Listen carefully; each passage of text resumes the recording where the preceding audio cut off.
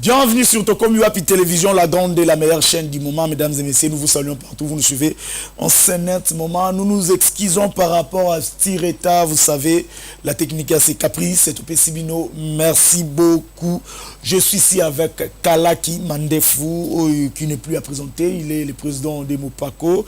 Et c'est une personne qui soutient à 100%. Kabila Bao Batikala Naye, sans plus tarder, bonjour Kalaki Mandefou, Kabila de bonjour. Bonjour de Couloir, bonjour à Bakongoma Nignosa, ici Kanazali Bazola, Nabisul Bosola, Itambeiki Nabango. Je voudrais ici aussi profiter une fois de plus pour former Bakongoma Nete. La CEMAP organise deux grandes activités majeures. Il y a Liboso et Ozala une activité interne purement kabiliste. Et la seconde sera une activité, nous allons chasser Félix Tshisekedi bientôt du pouvoir parce que trop c'est trop. Trop c'est trop. Félix Tshisekedi Antoine, Fachi Beton Mugu Antombolo Mwaba Nizumbu Wabilumbu, grand esprit comme on le dit, comme on l'appelle la Yone mtu yakina bilo no ana Fachi be, oui Stambola kina réseau. Ye sigo problème à Mugu Antombolo. J'ai pas mal des appels ligolo ya Mugu Antombolo Mwaba Nizumbu Wabilumbu. Problème na eza moko. Abongisi Congo, na longue kitambo magasin na ucho ya hélicoptère.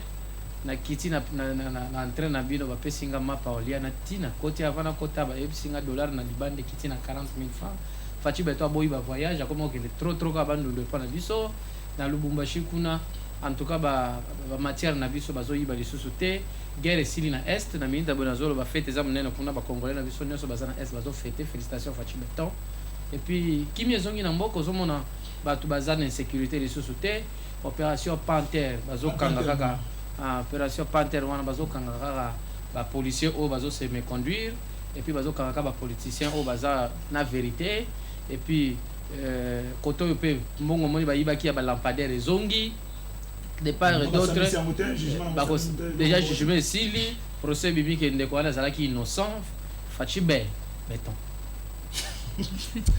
Kalaki Mandefou de l'autre côté, ce sont réseau à ma femme activiste historique de la République démocratique du Congo. Nous avons Grâce Yeli. Bonjour Grâce et merci Ozana Bissou. Bonjour, merci bien. En tout cas, ça t'est bien. Normal. Moussala Peso qui est bien. Tout à fait. En tout cas. Et de l'autre côté, il y a Anouarit Ngoyi. Ils ont Anouarit, il y a Anouarit, il y a Bissou, il y a Congo, il y a TikTok. Anouarit, c'est Bissou, il y a Congo. Ndenge ba pesa ka STA ya Bible ndenge pe Anouarit c'est ça. Il y a TikTok. Il y a TikTok. En tout cas, sans plus tarder, donc à la fin de oui. Bakotika projet à gouvernement, l'Assemblée nationale, et il faut organiser Balo Yomoni gouvernement de coup. Je dis tout le cas, vous salez au salam,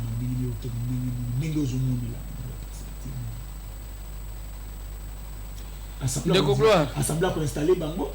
De Couloir. Avant, on a six mots tout le monde. Pour you, on a dit que les amours rapides. Assemblée pour installer Bango. Hein? Frère Wana, moi, je suis par rapport à l'installation.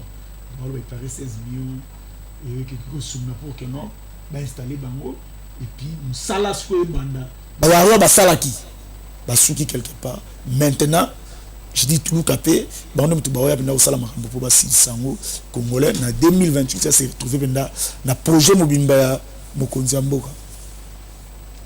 Les gouvernement gaulois. Te bango. Te gaulois. Ba warrior ba choua qui. Mais choua te ba warrior ba sali par na bango continuité te. En fait, dans notre pays, depuis un certain temps, le concept est commis familier, hein? Détournement, voyage, millions. Détournement, voyage, millions, c'est corruption. Et ça, le concept automation est presque. Donc, lobby va installer tout combien? 16 millions. Lobby, il faut. Il boum, on va quand un bureau en bosse. On n'a pas de il fallait foutre je crois, 3 millions comme ça. On va mettre ça. Donc, c'est comme ça le Congo. À tout moment, ce sont des millions. Voilà, le problème n'est pas le gouvernement, le problème n'est pas installé, le problème c'est quoi l'enjeu avec le nouveau gouvernement. C'est ça le vrai problème. Réflexion, il faut tourner autour, il y a un enjeu. Ce qui m'a beaucoup plus intéressé dans le cadre de l'enjeu, c'est ça, budget oyo gouvernement, c'est un budget provisoire hein, que le gouvernement a proposé, a présenté pour la chance au bapesi bango, bané au bako gérer. Nathalie monta dans le but, oui, c'est effectivement très bien parce que les Congolais sont en train de souffrir. C'est bien, bravo. Mais l'enjeu, c'est quoi? La gestion de tout ce qui sera présenté comme budget. Madame Toulouka, félicitations, c'est pour la première fois que le Congo a comme Premier ministre, moi aussi.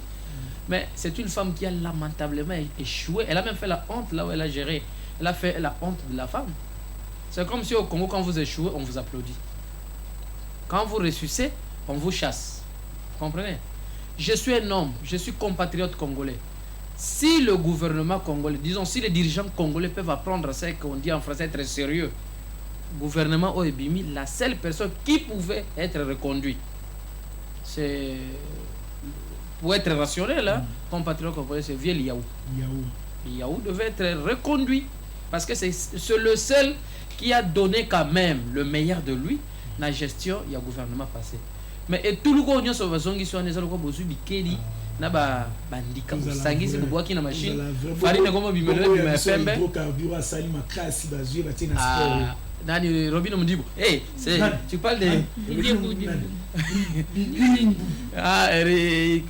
le nom de c'est l'excellence Mdibo n'a pas prononcé comme voilà mingminte. Il a fait quand même des exploits à côté. C'est la première fois depuis que bloc pétrolier à l'époque c'est la première fois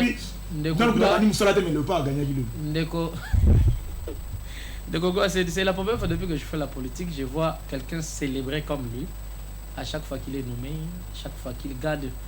Nous savons qu'il n'a même pas eu, je sais pas, il a battu campagne ou pour être élu député. Par ricochet, il est ce qu'il est. Soudainement, il quitte la Belgique pour revenir au Congo, enfant chéri de celle qui fait qu'elle soit là où elle est.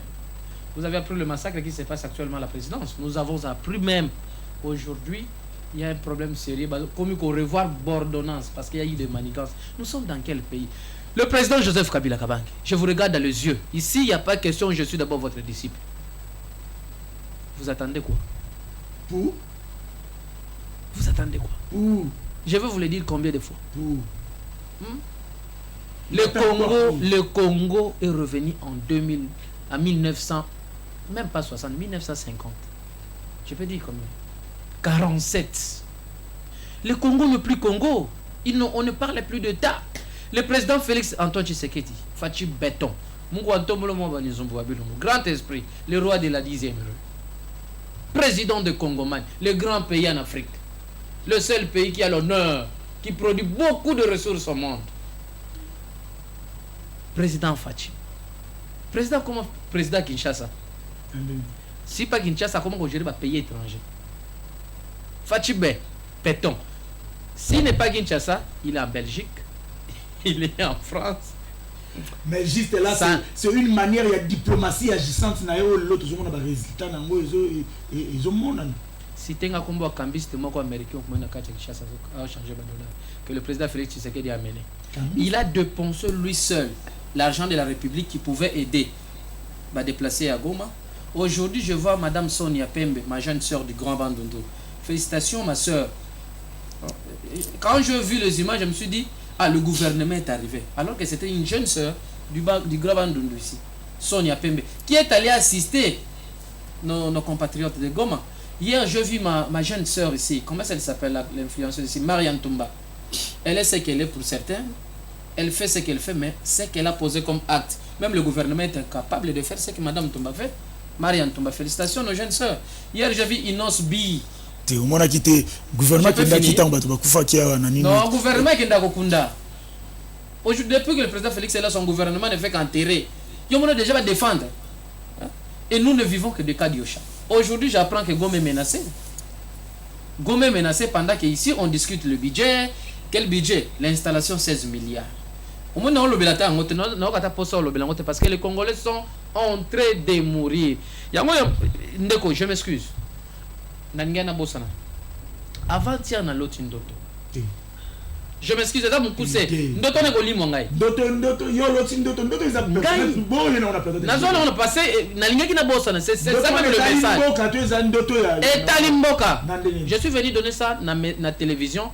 C'est le seul message que j'ai amené. O nyoso na lo banasima eza o yo koluka na lo. Mais o ngala même le quoi message eza ndoto o na loti. Na kuta na vie Etienne nani vie Fence Etienne Tshisekedi. De vivant na luka na kuta na papa na bandenge nyonso. Je me souviens na senga ko président Kabila autorisation est-ce que je peux aller rencontrer il a dit vas-y mais na kuta na été. Mais soudainement na ndoto na ngal avant-hier na kuta na vie. To kuta na vie na moni vie apesinga mukongo. Na bengi patriarche apesinga mukongo. Thanks apesinga mukongo. Quelques minutes après na mona balusa lobi nini. Bolingi bola ndanga po pesa nga sonya ngoti koto ina tuni vie nini ngana za na posa na yeba moyo loko abina na posa yo loko te parce que bino nyonso ba congolais bo saboter ngai to saboter na nini yoka habito to saboter na nini te vie était dans opposant abi je suis contre tout ce que mon fils fait là-bas au Congo Kendo je suis contre ce n'est pas ça c'est que moi j'avais laissé comme vision et en plus je vais me fâcher na ndoto viana siliki faso siliki asiki mabe na kimi to soli bien na Kimi vient na siliki Nandoto na Kimi le vieux m'a dit de dire va dire ça à la télévision et passe le message à mon fils. Wana père vie était na la muki pona bossa na te monite ga na la muki na pongi loko liboso na bien de kozana émission bi na bi message comme mes ndoto eko kimat vie était na bisinga na yebisa bato yi de peste nyoso ki azana kanda na bino makasi kala mingi tazo bana ko frapper bino. Et puis deuxièmement azana kanda na nyoso bozo sala pona Congo vision eza o bozo sala te busudi wana na kimagiti via siliki eza oposa que ça la ngai sur opposition na kati ndoto na kimena na ngai na lamuki na pongi de mona na benga na kimagiti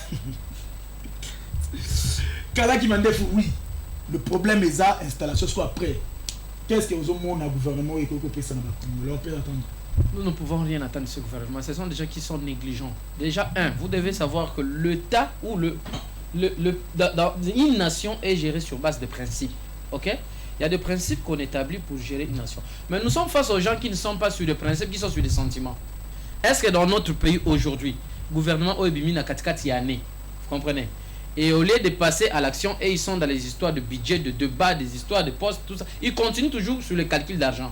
En attendant, les Congolais sont en train de mourir à l'Est. Quel est l'élément majeur, indicateur à ta mort aux Olaxabiso que Madame Toulouka, je pose la question de savoir où est passé les milliards alloués pour les 145 territoires. Je te dirais que c'est elle qui a patronné cet argent-là, ensemble avec son mari, si je ne me trompe pas, oui.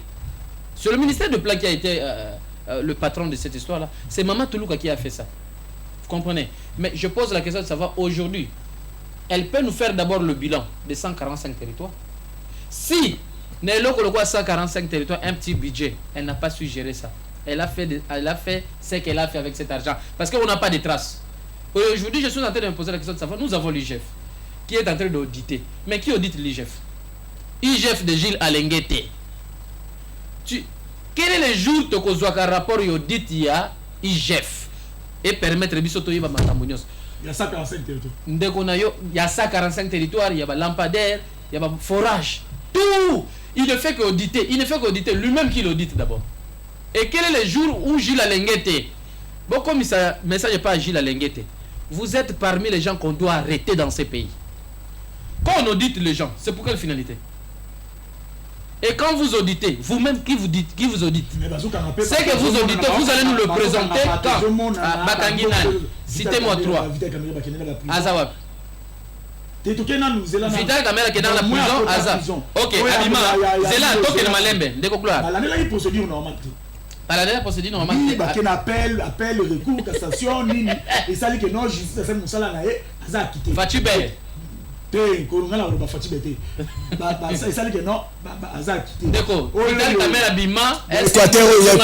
l'Équateur comme on est là. Est-ce que vous avez Vital Kamera mais les l'Assemblée nationale la division Azalawana malgré que Azana Nyongwa ministre il y a santé au Azalaki il y a IDPS au Équateur nani comme on est nani il y a pas qui prison nani Olilunga il y a santé il y a époque il y a des Tshisekedi comme on est nani le nom m'échappe. Ça vous Équateur. Il y a grand Équateur, il y a grand Équateur. Bakanga qui est pas qui prison. Au moins il va te belé na ba directeur ba chef de l'état. Na ba directeur. La stratégie c'est quoi aujourd'hui? Moi na mai oyibi OK beta tour na prison piment que va. Soit aux n'a pas fait. C'est simple. Vidi Chimanga fait du crime contre l'État congolais ici. Est-ce que vous savez, l'histoire est passée comme ça. Hein? Mon vieux, je l'aime beaucoup ce vieux Vidi là. Et là quoi Sala Kawana. Quel est le terme que je peux donner là? Hein? Ça nécessite. Je lance l'appel dans l'observatoire de gouvernance du professeur Célestin Moussawaka Lumumbu ensemble avec le vieux Michel Bissa. Cher professeur, réfléchissons sur les crimes contre l'État que le vieux Vidi Chimanga avait fait. Comme ça, nous allons balancer ça. Vous allez comprendre que nous sommes face aux gens qui négligent vraiment le fait. Mais je crois que la vraie justice de Dieu, il y en a. À un moment donné, les gens vont fuir ce pays. Vous voyez ce pays de Lumumba. Aujourd'hui, Lumumba a honte. Aujourd'hui, Laurent Désiré a honte. On n'est pas là pour pas. Je ne me sens plus mieux placé. Effectivement, l'air est déjà là. Au moment donné, l'air est déjà là. Non, c'est pourquoi je ne peux jamais soutenir la rébellion.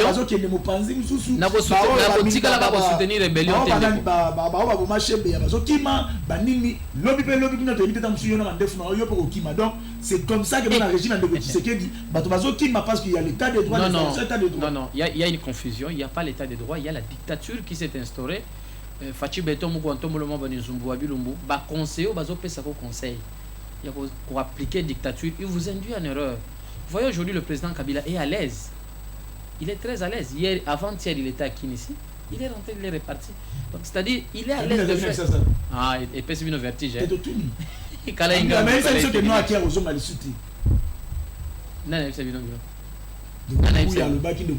Ndeko Kabuya za soka meli biloko na ya bandi biloba loba na étalien. Kabila est congolais, il a le droit de sortir dans son pays quand il veut y revenir. Lui Kabuya il sort, il informe à qui? Mais le président Kabila il sort comme ancien président, il informe légalement. Vous avez suivi Madame Barbara Nzimbi, chargée de communication, passer donner tout le détail lié à la sortie du chef. Vrai ou faux? Moutounion son Congo. Ayebaka déjà que Kabila gobima le 10. Na janvier le 10 à Afrique du Sud. Vrai ou faux Congolais ne soyez pas bien avant. 2 semaines avant même que le président Kabila puisse sortir. Congolais ne soyez pas que le 10, président Kabila est Afrique du Sud, le 17 à Kosala Nini à valider ce sujet à thèse.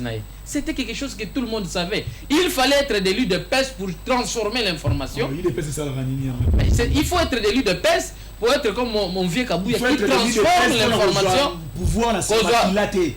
Non, mais oui, effectivement, il faut être IDPS pour pouvoir dans ce maquillate parce que il fallait être maintenant en face d'un président panafricain, nationaliste Joseph Kabila Kabang, pour avoir ce grand cœur là, vous donner le pouvoir. Donner, tu vas gagner l'élection. Gagner ou donner. Vous donnez le pouvoir parce que le pouvoir était entre les mains de Kabila, il a donné, il a cédé. En tout cas, alors, s'il vous plaît, ne nous appelez pas comment Rozala vraiment. Babenga pour les barozobi. Bokomara Koma. Na loba le no tanga ba message. Bobenga bataille de peste nyoso ba tellement liboso ba itando ke mama minene zoya. Kala inga venir Union Sacrée après sortir. Non, une Union Sacrée n'existe plus. Non, mais c'est depuis longtemps. Aujourd'hui, mutazo coroner Union Sacrée zanani. Tangela comme. Président. Kuna Pepe Mboso, l'homme de Ibu, Nakata Biron Bazaki Ibu, vient là VK, les pacificateurs, l'homme intelligent, mais qui aujourd'hui se précipite du pouvoir avec qui? C'est lui le vrai coordonnateur de l'Union Sacrée de Mita et comme VK. Alongola Kabouya, yé Alongola Nae Kabouya. Oui, Kabouya. Non, je te confirme que l'Union Sacrée d'abord n'existe plus. Si ça existe, le coordonnateur actuel de l'Union Sacrée s'appelle Honorable Vital Kamere, le pacificateur, le mari de ma soeur du Grand Bandundu, Maman Amida Chatur. C'est ma soeur. Son mari, c'est lui le coordonnateur de l'Union Sacrée. En fait, VK, ici je vais un peu faire rire les Congolais. Cet homme-là a traumatisé l'Union Sacrée dans le niveau VK a traumatisé l'Union Sacrée dans le niveau. Ça dit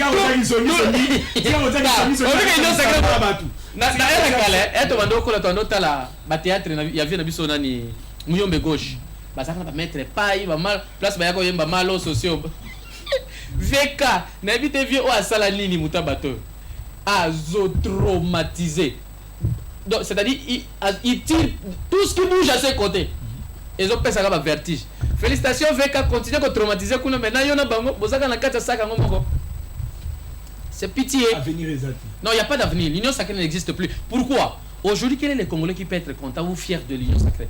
Je vais te dire une chose. À l'époque, quand le vieux Étienne Tshisekedi prononçait des concepts, gouvernement d'union nationale, union sacrée de la nation, en fait, c'était une vision pour lui.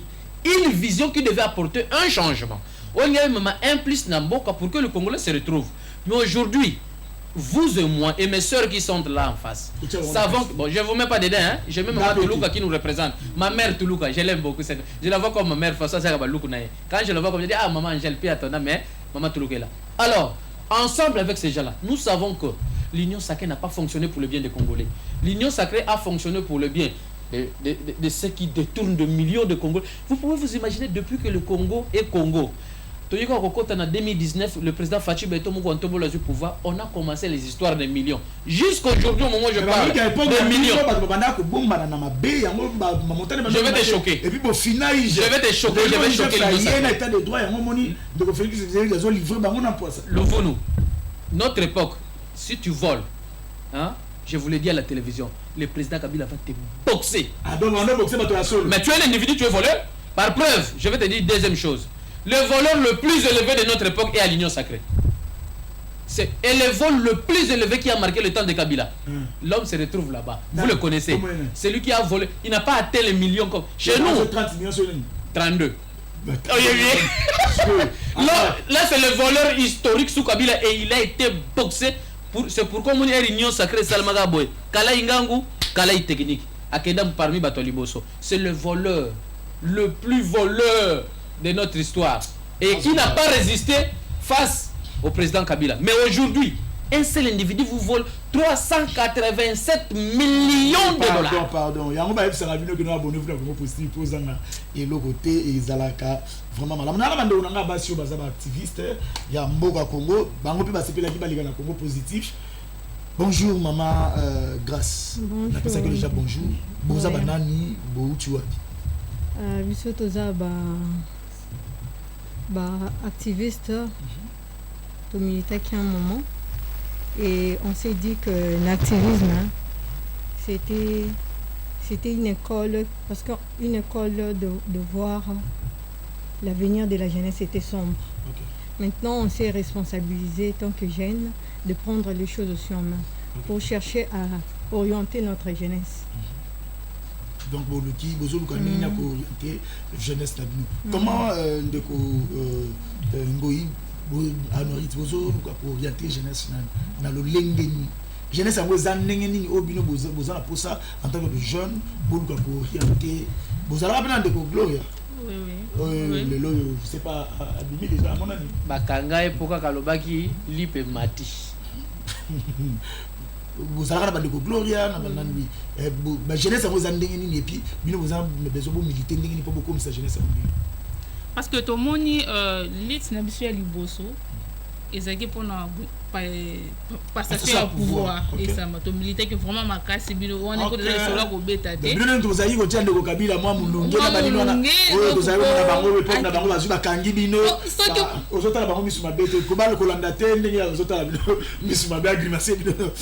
Litaki pour la pacification du pouvoir façon pacifique il y a pouvoir. Et besoin de résultats malgré ba kanga kanga bino époque na bango malgré ba nyogola bino époque na bango besoin qui quand même récompense ou et alors maintenant par rapport maintenant président Tshisekedi a été au pouvoir pendant 5 ans totali gestion na ye ndenge makambo ekendeli normalement la gestion na yo na liboso biso ba jeune ou ba activiste ou ba jeune en général tout se retrouver qui pensate en fait tout se retrouver qui pour être honnête envers même nous-mêmes bien que c'est un président que nous aimons bien tout se retrouver qui mais quand même na deuxième mandat na ye to moni que vous avez besoin de se retrouver et puis le ko équaturer biso le plus exactement basi toza valablement valorisé et puis valablement représenté. Tirer attention à biso, on s'est dit que oui vraiment toza kaka rejeté.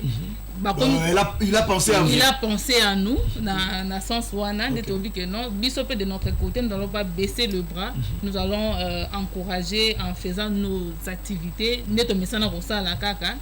Pour nous tout nos activités nous mais ça là ko ça les ba marche ba désordre ba nini il y a ba marche activité netingabo de formation je suis ingénieur agronome hormis qui activiste na ngai to litara juste pour notre monde a clarté ndeto ngamo pression wana en étant jeune mais dans ingénieur agronome to formaka netingab je parle de moi là je parle de moi na formera ba jeune ba enfant de la rue nazo apprendre bon ba métier ça ba o ça ba bilanga vous êtes ingénieur agronome oui ingénieur agronome et spécialiste en foresterie donc na formaka ba jeune na moi ba activité mikemke comment ko boko la bambisi comment ko sala moi ba bilanga lo ndunda na ye akomi côté ka mais to ka ke nobino apparemment bon entre autres il paraîtrait beaucoup soutenu par les ambassades après ça va information et puis bah il y a des moyens pour d'abord organiser la marche ou on a beau tirer le gouvernement ba pression ba nini bolier moi ba bon rabato. Non, ce n'est pas le cas. On a peut-être répondre à généralité. L'activité est très belle. Il y a différents mouvements citoyens. Tout ça en a grâce. Mais on a un mouvement citoyen, activité citoyenne. Mais en étant le femme, on s'est dit que c'est pas évident de mettre nos indifférences sur la table. Donc, unissons-nous. Bassi. Oui, Bassi. Unissons-nous pour un objectif. Bassel, pardon, naza journaliste nazo combattre, nazo contredire, nazo soutenir bande konanga basi. Na ninga kala tuna mutuna moko. Non, parce que moi si Aza premier ministre. S'il vous plaît, kala ki mandef. Yoko tuna na émission na te. Question za na o pesa nga question na tuna bango. Yo za na mutuna rutuna. Ya ba pété. Bango na yebi ke ta wando le bagano à l'époque na bino wando ka bango otala ki bango déjà. Non répondre. Na mona ki déjà otala ki. Na répondre bango te. Alors Simayako ndeko moni ndeko Félix Tshisekedi moi pour valoriser bino basiwana ali bosanga lisiko pour que non bobanda ba action bozu les gens bon combien de fois bozu les gens bon l'ambassade tout pas tout moko boy au monsieur banda international combien de fois pour que non pour répondre à la question on peut intervenir dans la question c'est pas parce que tout le monde que maman premier ministre à moi citoyen pour na yété en fait il est à juste pour na basi comme elle est là oui même si tu es jeune vous voyez un peu dans le gouvernement wana jeune azawapi jeune vraiment que non jeune net open militaire qui pendant bande ko ba nyoko la biso Eliezer et ba woche ministre non yo za na malobati pendant ba nyoko la biso Eliezer non yo za na malobati na ko suspendre yo za na malobati pendant que tu ba nyoko la biso ben na ba jeune wana toza vraiment ébélé nani aza atana sika moko quelqu'un jusque là il y a personne gloria ko telemi car pour nous to lemi parce que nous tous on était derrière elle on était ensemble en fait mais les azawati mais gloria le baki on a période à monter malgré que nous là tu peux pas faire non on a période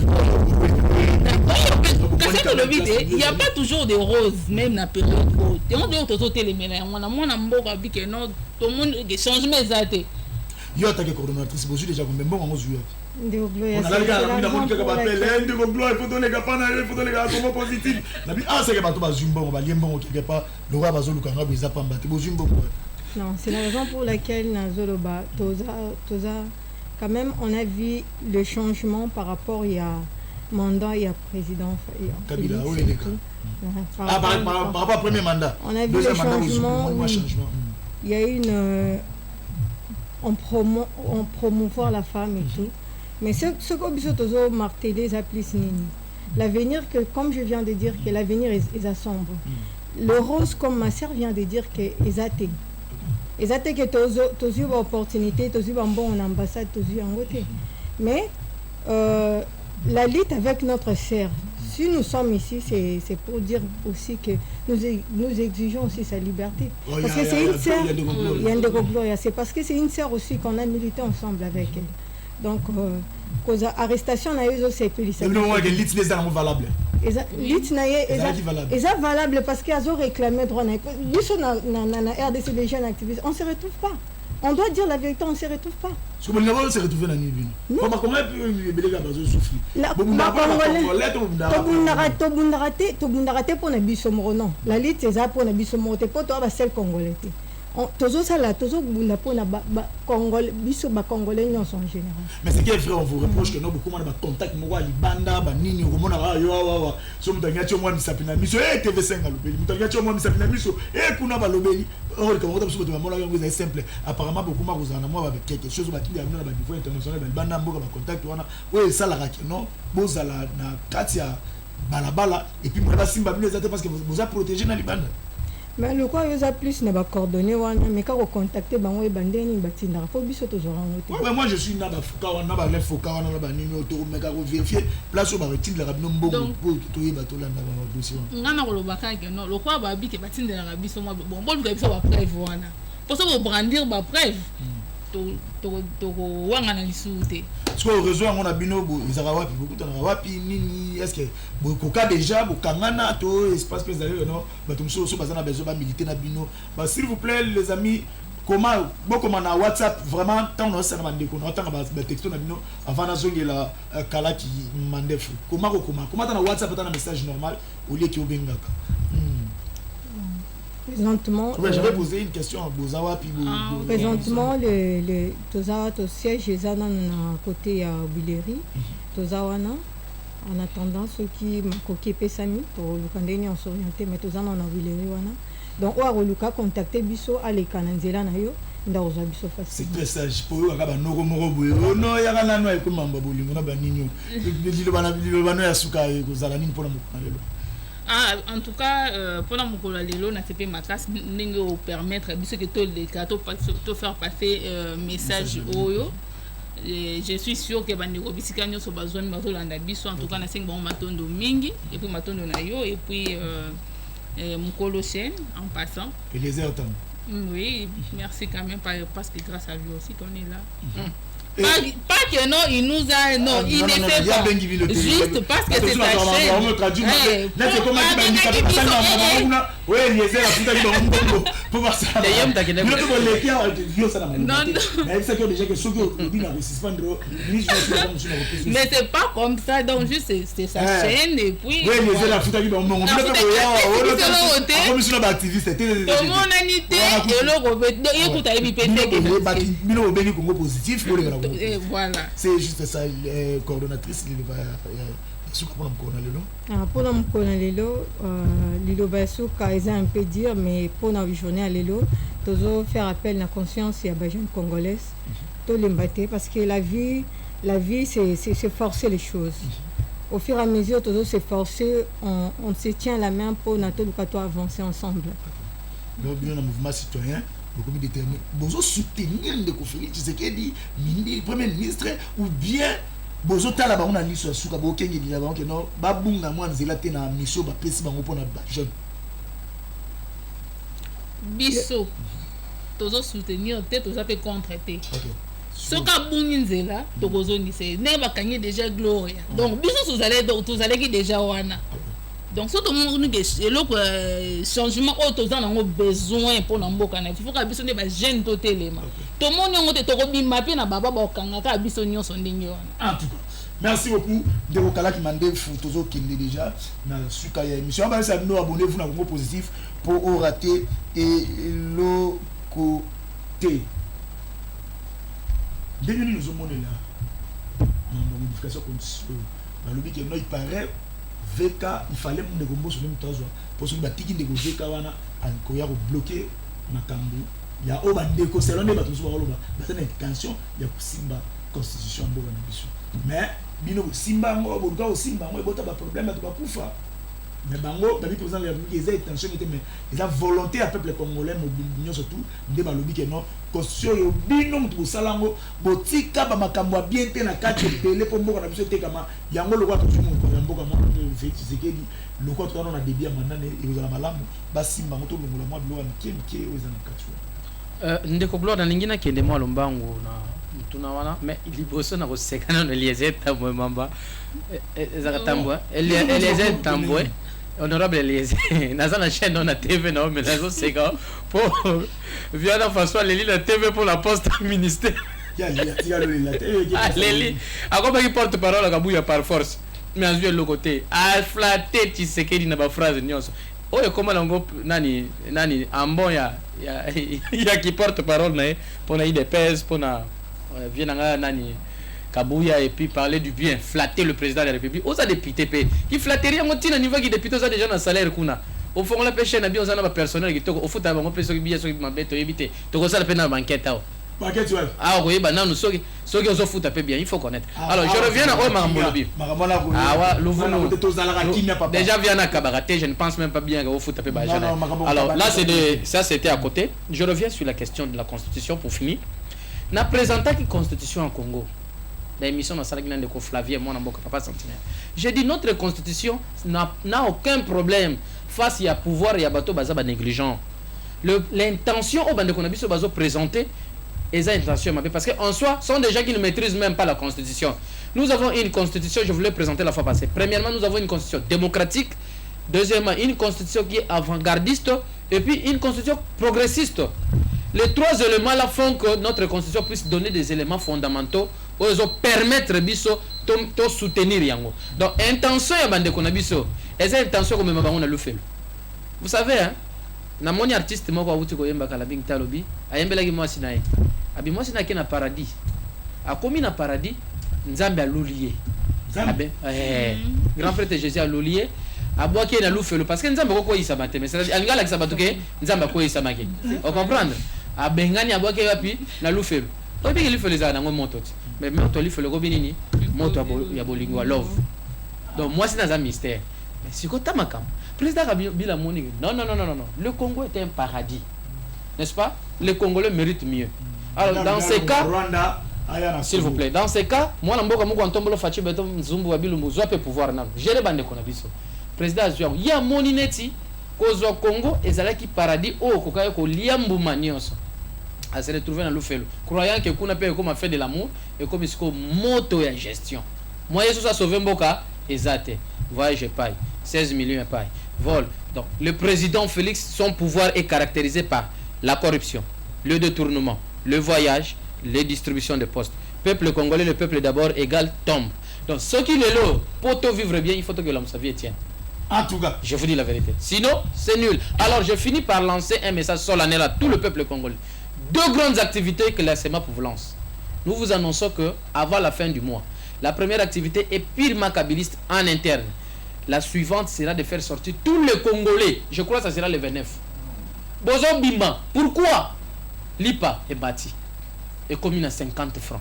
Kabila Tika qui on a 1000 francs. L'IPA est bâti. Ma foute Tika qui on a 5000 et commune à 100 francs. Mungwa Kabila Tika qui on a 20 000 francs et commune à 50 francs. Transport Kabila Tika qui on a Longwa qui tambo tu en a ville Botobanda qui fout à 10 000 francs. Le commune à 500 francs. Kabila Tika Bisso. Bouteille à maille à Suisse. Tout ça, on a 3 000 francs. Mais l'autre, on a 300 francs. Félicitations, Fatibeta. Merci. Il y a 5 millions de Congolais. Simba Lipa na yo, Simba Bido Mafuta na yo, Simba Mulanga Mai, Simba Mungwa, Simba Pilipili, Simba Eloko Nyoso Lingi. Oh, yebike Kiti. Pour nous, c'est ça qui est en période il y a 20 secondes. Tu as le 19. Marche dans la direction T. Tu as déjà gouverneur. En dimanche du matin, les Congolais souffrent de belé. Non, tu dis que souffrance. Tu as le ban. Non, on a pouvoir au baninga. Bazo qui peut bande konabiso te. Puis deuxièmement, tu as soutenir bande konabiso ya est. Bon libérer Gloria Senga. Activiste. Bah ouais, bah comme basé sur une position te. Bazo soutenir na butu, na moi bazo soutenir te. Bon soutenir ba on va passer ba bongo. Maintenant ba on a biso le 29. Nanzela. Kalaï technique. Merci beaucoup, Galaki Mandeva. Abonnez-vous à Congo Positif. Pour Zanga Logoté, je dis comme ça, merci dans la continuation. La Tokomi Wapi, merci dans la surtout. Bonjour, la Nabiso Bipaï Bozali, Tokutani Bongo, prochainement, na Tokomi Wapi Télévision, la grande et la meilleure chaîne de télévision, il y a Congo. Ciao.